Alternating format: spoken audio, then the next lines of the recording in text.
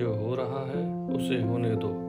तुम्हारे ईश्वर ने तुम्हारी सोच से भी बेहतर तुम्हारे लिए सोच रखा है। एक मालिक था, वो व्यापार कर रहा था और उसका व्यापार बहुत ही अच्छा चल रहा था। उसका एक विश्वासु नौकर था। वो नौकर अपने काम से काम रखता था और ज़्यादा कुछ बोलता भी नहीं था।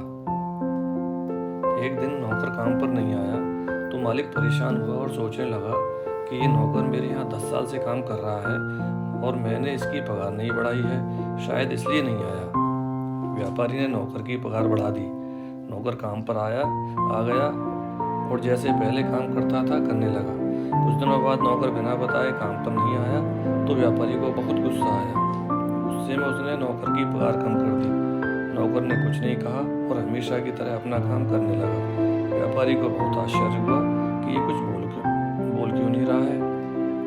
व्यापारी ने नौकर से पूछा, मैंने पहले तेरी पगार बढ़ाई, तूने कुछ नहीं कहा।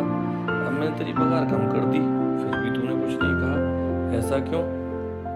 नौकर ने बड़े ही शालीनता से बोला, मालिक, पहले जब मैं काम पर नहीं आया था तब मेरे घर बेटी पैदा हुई थी।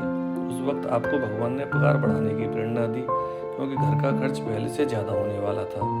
दूसरी बार जब मैं काम पर नहीं आया था तब मेरे पिताजी की मृत्यु हो गई थी।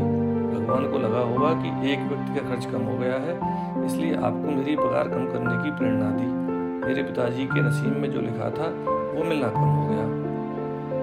भगवान जो करते हैं सोच समझ कर करते हैं, इसलिए हमारे साथ जो होता है अच्छे के लिए होता है। नौकर की बात सुनकर व्यापारी ने उससे कहा, तेरी बात बिल्कुल सच है, आज से तू मेरे परिवार का हिस्सा है। और व्यापारी ने नौकर की पगार दोगुनी कर दी।